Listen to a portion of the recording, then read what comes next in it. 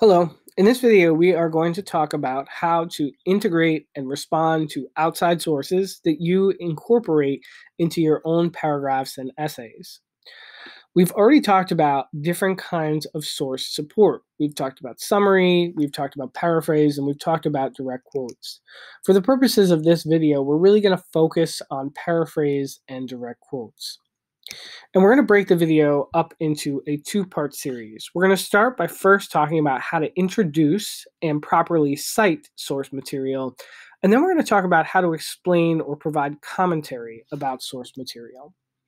So when you're beginning to integrate outside information or the ideas of others into your own writing, you want to begin by using what's called a signal phrase or a lead-in phrase. And what a signal phrase does is it's a short introductory phrase that indicates to the reader that a paraphrase or a quotation is coming. And this, what this does is it helps provide a transition between your ideas and the ideas of someone else. And it really does three things. First, it helps you avoid plagiarism. It helps you make sure that you're being very clear to your reader that these are your ideas and your words, and these are the words and ideas of someone else.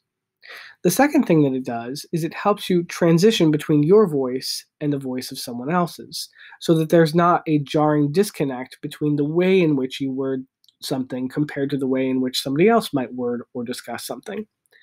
Finally, it allows you an opportunity to share with your reader the credentials of your source. For instance, you may suggest to your reader that the writer is or the source material comes from a professor, right? Professor Naomi Klein writes, or Naomi Klein, professor at Rutgers University, suggests, or perhaps your source material comes from a famous civil rights activist. Famed abolitionist Frederick Douglass claims. The signal phrase is also an opportunity for you to provide some of that credentialing material, and that, of course, adds ethos or credibility to your own writing, right? If we're citing people who have good credentials, it helps add credibility to our own writing. So here are some examples of signal phrases. These signal phrases come from a textbook called They Say, I Say. It's not the text that we use for this class, but it is a text that is commonly used in college English classrooms.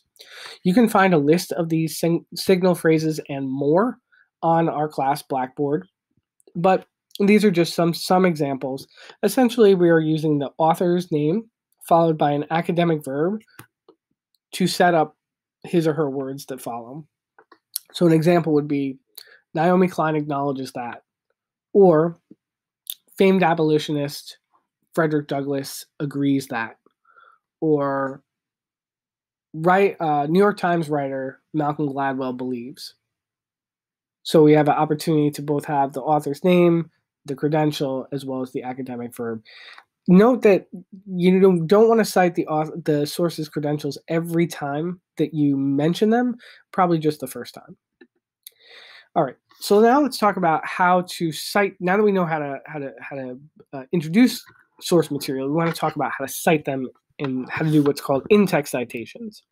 We're going to leave works cited for another day and just focus on how to cite your source material inside your paragraphs.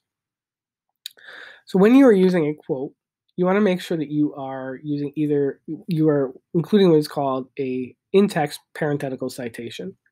So if we look at the first example, if there is no struggle, there is no progress. And then we have in parentheses the name Douglas followed by a period. The name Douglas refers to Frederick Douglass. So we're including the author's last name in the parentheses to show the reader that that's where the quote came from. If we use a signal phrase and there is no page number, we don't need a end of text parenthetical citation. So if you look at example 2, according to Douglass, if there is no struggle, there is no progress, we didn't need the parenthetical citation in that case. And that's because we accessed that speech through the web. And so there was no page number. In the second example, the civil rights movement was high-risk activism. We have in the parentheses the name Gladwell, a space, and then the page number, 356. And that is because we read the Gladwell essay in our class textbook. And so we have a page number that is going to correlate to the text that we list in our works cited. If you're going to use a signal phrase, Malcolm Gladwell writes, the civil rights movement was high-risk activism. In this instance, all we have to do is include the page number in the parentheses, and that's because we include the author's name in the signal phrase. Note that the parenthetical citation comes after the source's words, and if it's a direct quote, after the quotation mark, but before the period that ends the sentence. So this is how we cite in-text citations of sources with one author. If you're using two authors, then you want to make sure you cite both of their names. So a signal phrase with two authors would read, Wilson and Schlosser state the results, and then the quote or the paraphrase would follow. And then notice that the parenthetical citation includes just the page number. Or if you weren't going to use a signal phrase, you want to use both authors' last names and the page number in the end of text citation. Wilson and Schlosser, space 47. If you're using 3 or more authors, you're going to do something a little bit different. You're going to use this phrase called et al. So in this case, we have a paraphrase. It's really a summary. Social customs in the southern United States have become, and then the rest of the summary will continue. And then in parentheses, we have James et al.